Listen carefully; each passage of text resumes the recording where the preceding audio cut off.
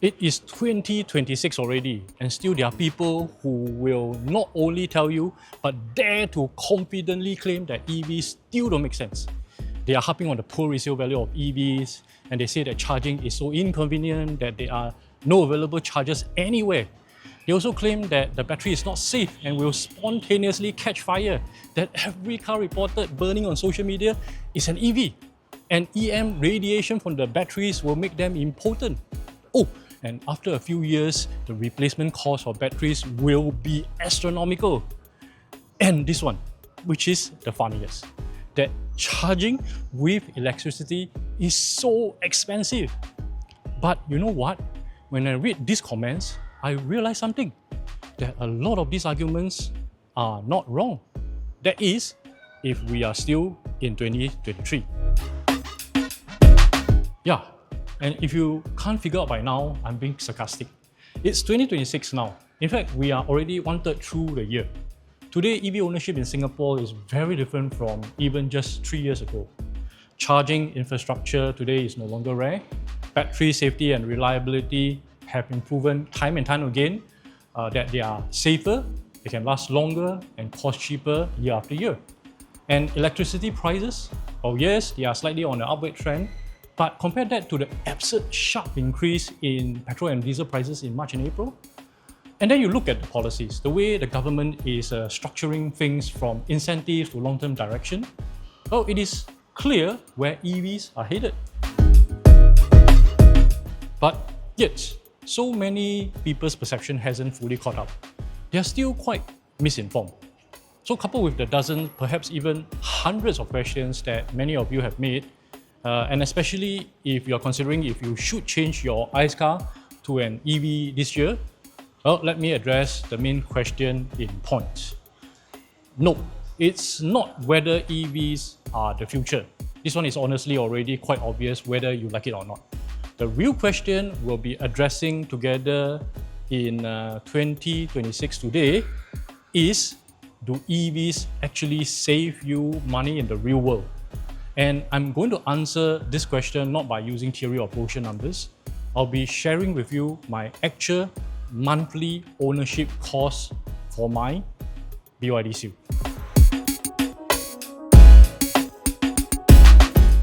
Now, the reason why I'm doing this video is because I actually did a version of this back in 2025. Well, sort of. And that video got quite a bit of attention. But along with it, right, came a lot of critiques, rejections, and even hits. Some people said that my numbers were too optimistic, that I didn't factor in this or that, or even my car was too new, even though it was already 10,000 kilometers in the mileage at that time. But fair enough. Instead of arguing, right, I'll just update the discussion and do one more comparison now in 2026. So I've been driving my BYD Seal Dynamic since August 2024 for about 1 year, 9 months now. Hey, perhaps I can do a 2-year long-term review in a few months, right? Let me know if you want to see a real reliability and durability review. Anyway, the mileage is at 21,000 kilometers currently. So for this car, right, I'll share real data with you, the efficiency numbers, the running costs, maintenance, everything. But the numbers by itself might not mean anything. So I'll be putting up some comparisons against not one, but 2 ICE cars at the equivalent spec and size. The first one is something more mainstream, which is a Mazda 6 Executive ICE variant. The second car is more premium in the form of a Mercedes-Benz C180 Avantgarde.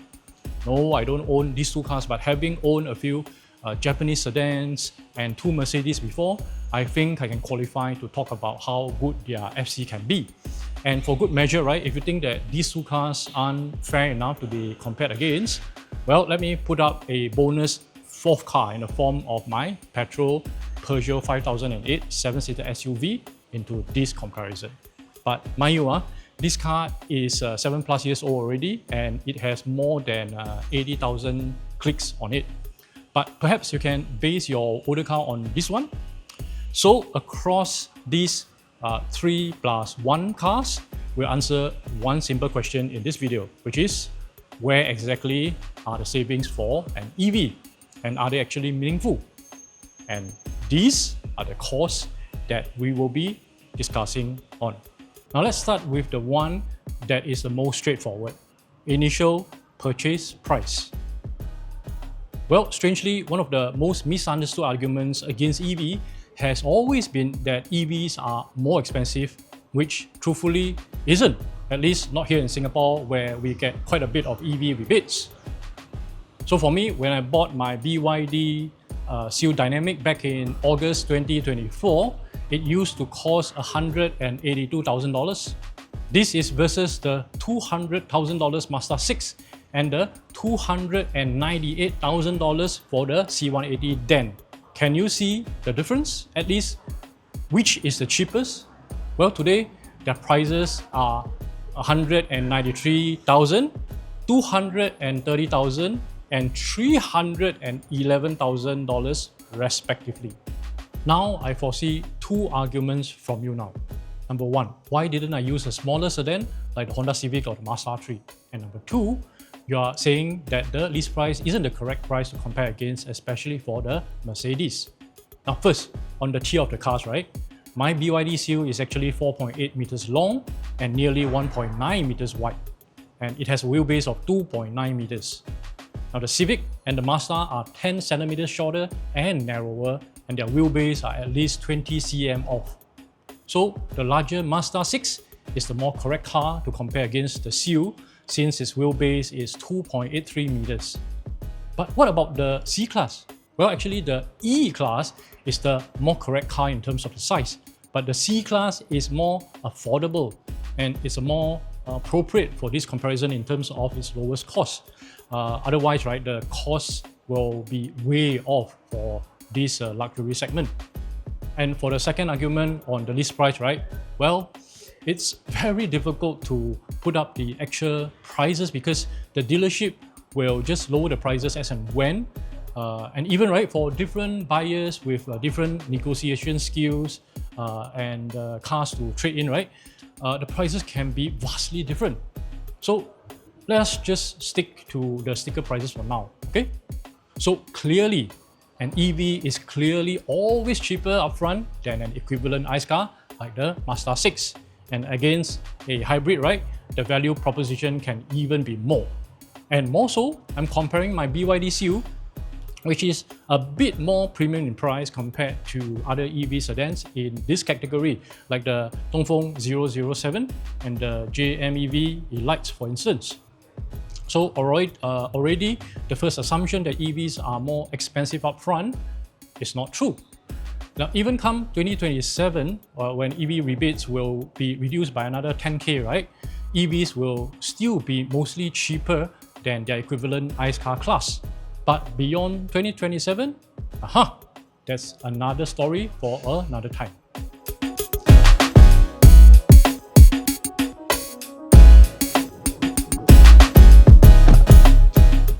But let's be honest, you say, the real cost factor doesn't start at the initial purchase price, right? It starts with the running cost, or rather the fuel cost, because this is where things become very relevant, especially today when one stupid orange-haired dictator alone caused oil prices to spike up to never before seen prices. So if you drive an ICE car, especially a diesel car, every kilometer you drive feels like burning a hole in your wallet. And for the sake of our foreign friends watching this, right, petrol in Singapore is among the most expensive in the world. And as at the time of filming, our 95 fuel is at 3.46 Singapore dollars a litre, and that's 2.7 US dollars per litre, or over 10 US dollars per gallon, which I believe is roughly 2.5 times of what gas costs in the States today. And for good measure, right, diesel is at an all-time high of 4.23 Singapore dollars. Now compare that to an EV, if you're charging at home, which here in Singapore is at 30 Singapore cents still currently, your cost per kilometer drops significantly. Even if you are using public chargers, which are priced at 67 cents per kilowatt hour for AC, or 80 cents per kilowatt hour for DC, well, it is still cheaper than petrol. So let's use my BYD Seal for example.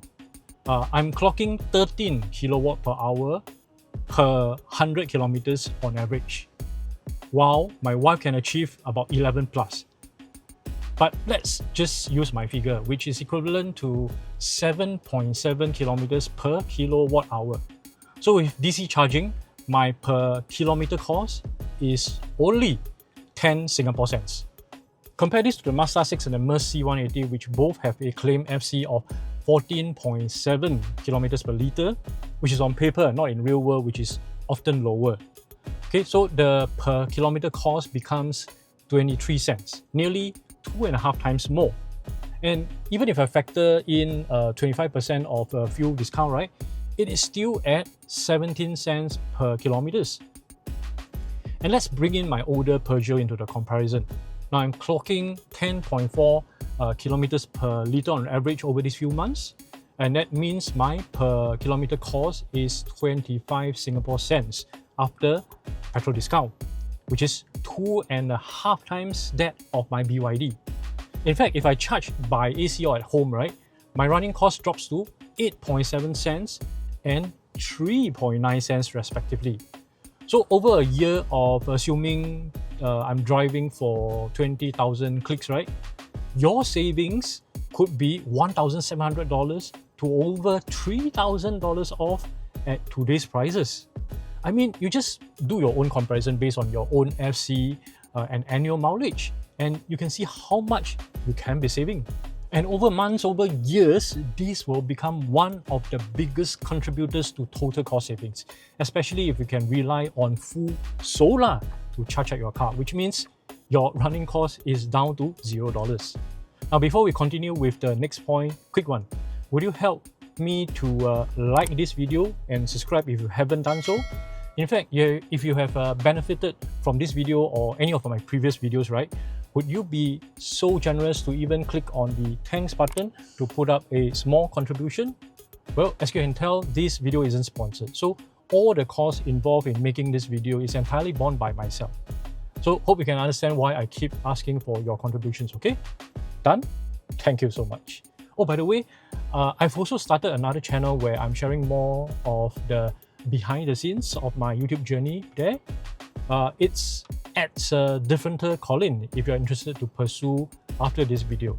Alright, so the link is somewhere above and in the description, okay? Now let's continue with the third point. Maintenance. Now, ICE cars are actually very complex machines.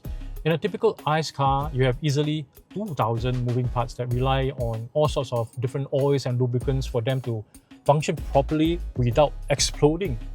Yes, as much as EV haters says that EVs always catch fire, right?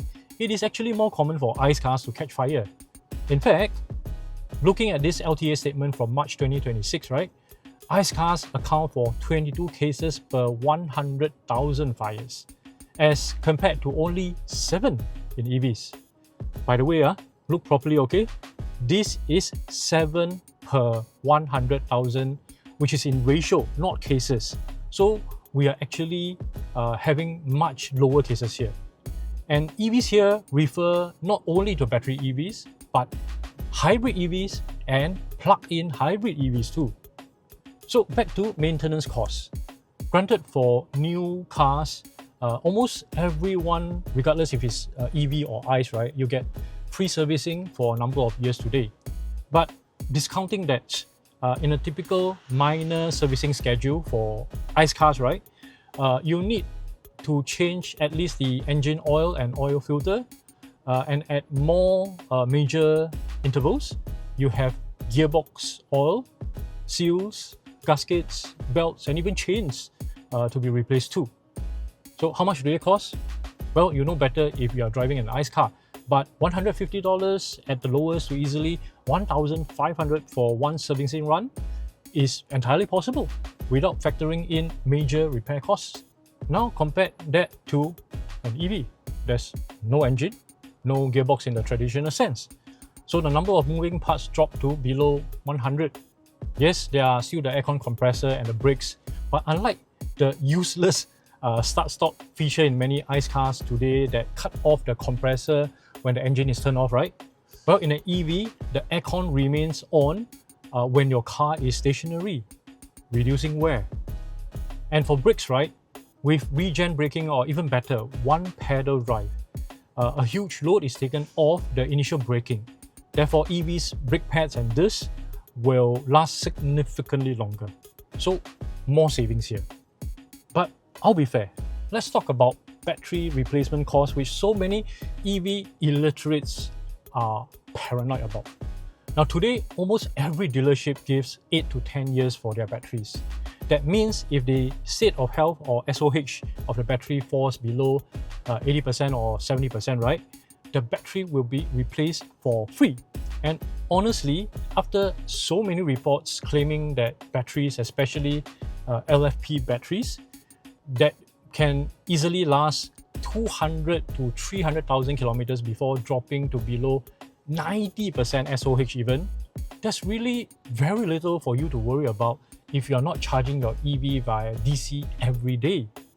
Still, even if you are to change your batteries totally, right, Goldman Sachs reported that battery costs have fallen by 50% since 2023 and could drop by another 22% to $64 per kilowatt hour by 2030. That means for my Seal's 61 kilowatt hour battery, replacement cost could in theory be 5,000 Singapore dollars before shipping and labor. Is this any more expensive than, say, an ICE car's gearbox replacement at 300,000 kilometers?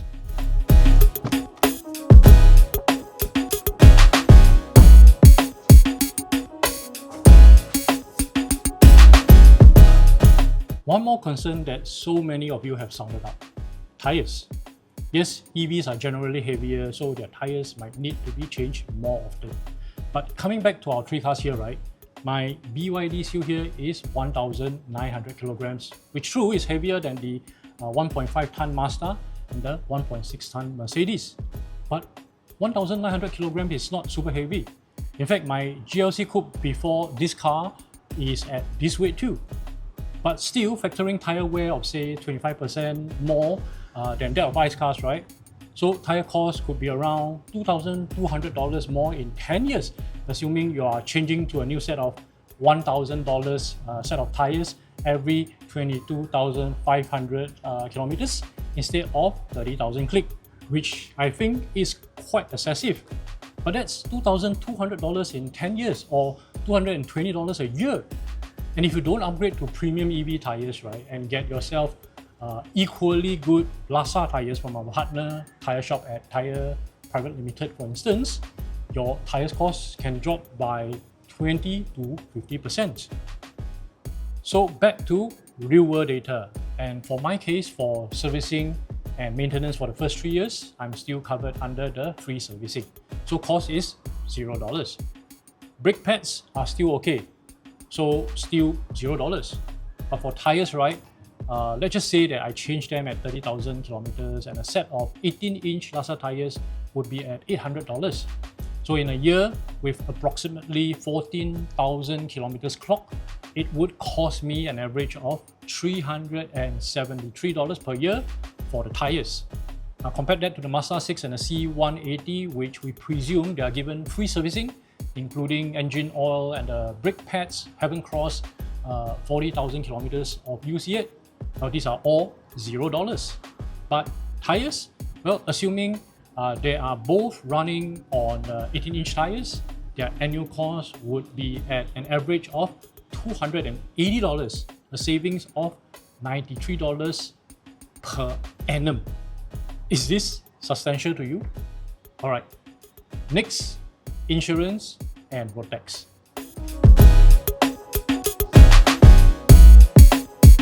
So this one is a bit more nuanced because currently EV insurance are higher, and EV road tax, right, even for Cat A EVs with delimited horsepower, they can look quite high on paper. So for mine, right, I'm currently paying $1,445 for my insurance premium. Yes, it is not low. And compared to the $714 I'm quoted for both the Mazda 6 and the Merc C180, right? The difference of $731 can be a bit painful.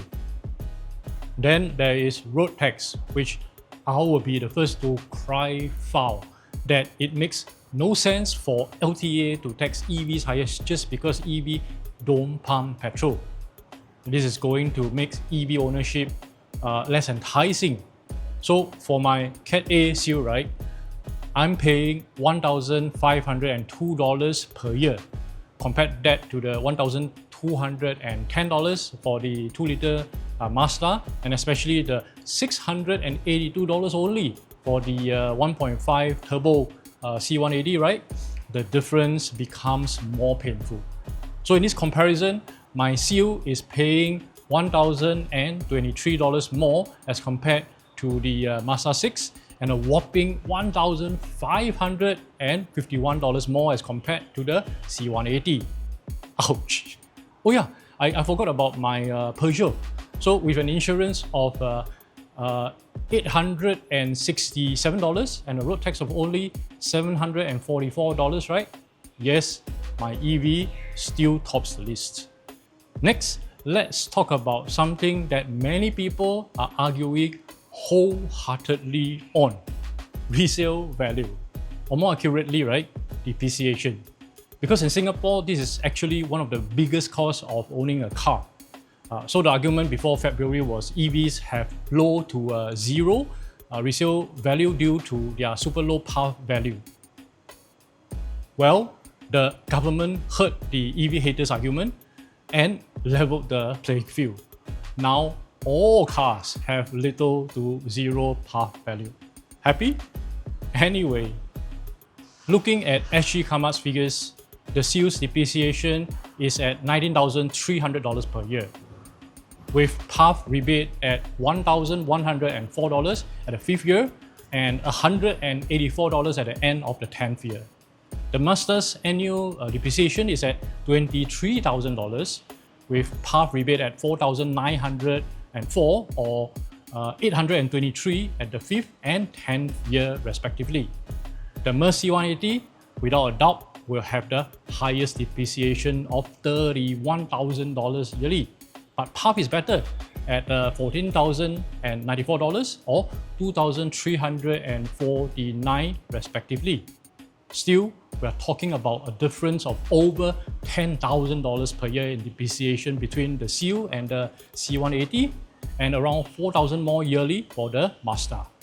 But you argue the annual depreciation quoted is at the 10th year when we scrap the car.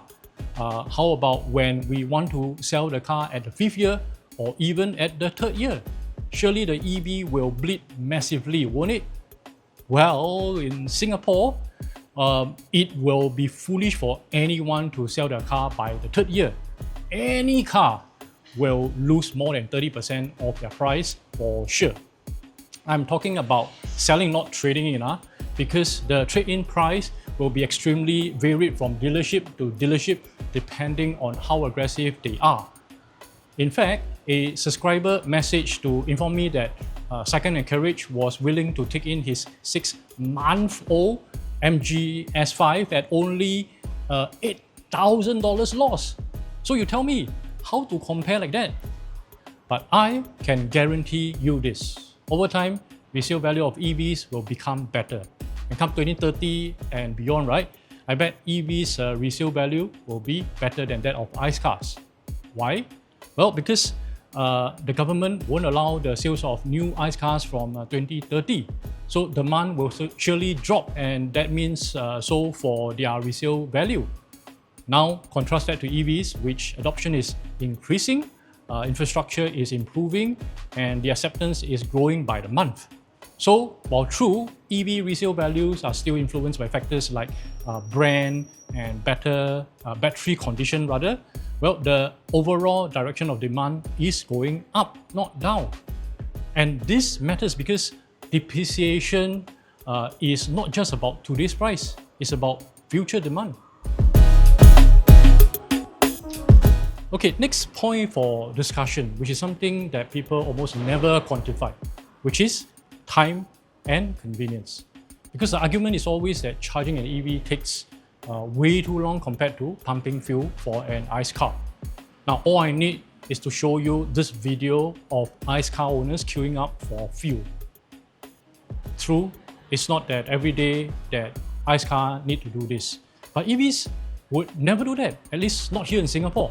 Whatever videos that you have watched might be true in China or even in Malaysia at the interstate, but here in Singapore, no EV owner ever queues for charging our car.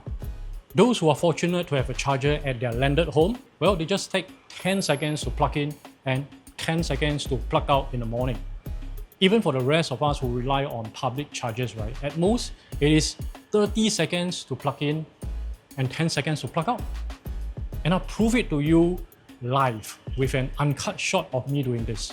Because by the time I am done saying this, the charger is already plugged in, and with a swipe on my phone, the car is already charging. I don't need to wait beside the car and smell the sweet fumes of petrol, nor queue up to pay inside the station. I just go after I'm plugged in. And when it's done, right, I do the same thing in reverse. Plug out from my socket, close my charging flap, and put the gun back to the charger. And that's it. In fact, Tesla do this much faster with their automated charging at their superchargers. And even if I'm not charging at home, right, I'm at the mall at a DC charger, well, it might take another 20 seconds more to wait for the station to spool up. We don't wait in the car while the car is charging for an hour, 30 minutes, or nowadays, for some of the newer EVs, right, only 12 minutes. We go for a meal, we shop for grocery, and we just go have quality time with our loved ones instead of the 5 to 10 minutes being wasted at a pump.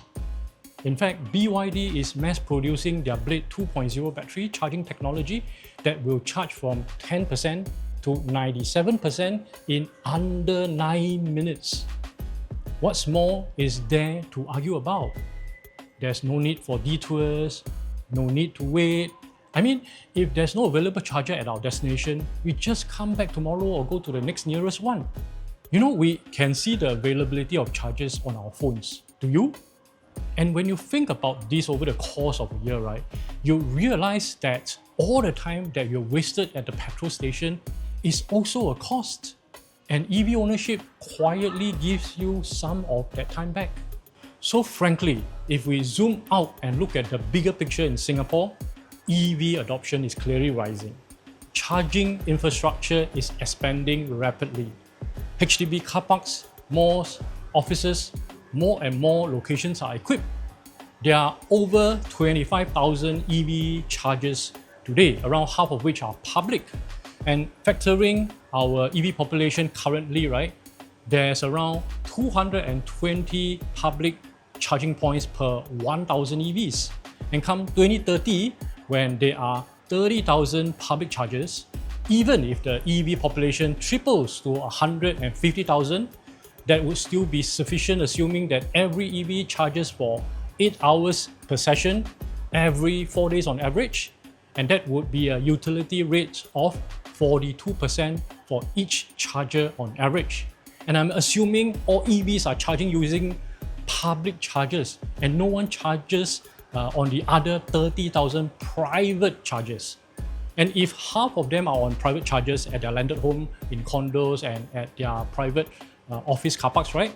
Then each public charger would only be used roughly 1/5 of the time.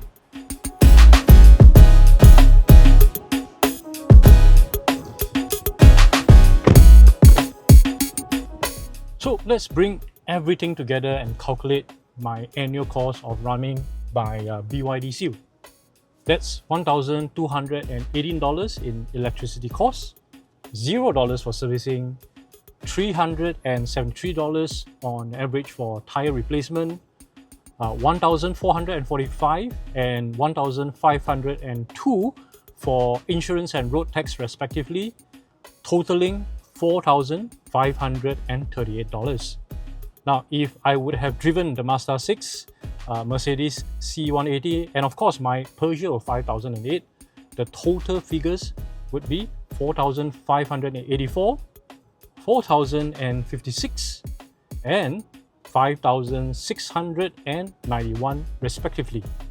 Yes, the Mercedes annual cost is the lowest, but when we factor in the monthly installments times 12, which is at 20k, 23.2k, and $32,300 respectively, can you see the value proposition of EVs? So really, when you are seeing the real-world ownership figures in 2026, the conclusion becomes quite hard to ignore. EV savings are no longer theoretical. They are real and they are measurable. And for many EV drivers like me, we are already saving in the long run. And this brings us to one final point which I have to emphasize. Here in Singapore, we actually have one of the best environments in the world for EV ownership. Our daily driving distances are short. Our infrastructure is dense and it is actually quite difficult not to be able to find an available charger. Yes, a small percentage of EV owners could kaubu about how shopping mall chargers or their HDB, MSCB chargers are always in use when they need it, but for the majority, this isn't an issue. Moreover, our government policies are aligned. In fact, we are rather forced to adopt some form of an EV today. So the shift that we are seeing in terms of more and more EV sales per month, right? It is going to accelerate. And at this point, the question is no longer, do EVs make sense? The better question is, when does it make sense for you to switch? Now, if you ask me, right, there's really no point to wait until after 2027 when you lose up to $30,000 of EV rebates. So if you are an ICE car owner whose COE has less than 3 years left, right, you probably should consider biting the bullet to switch to an EV before the end of 2026, latest before 2028. So if you found this video useful, do help me to support the channel and like, subscribe, and share this with someone who is still on the fence about EVs, okay? And if you are still not convinced, let me know in the comments what is still stopping you from making the switch. And if you die also won't do it even after 2030, right? Why? Well, regardless, I'll see you in the next one with another EV showcase, which I bet you can easily guess what car is it.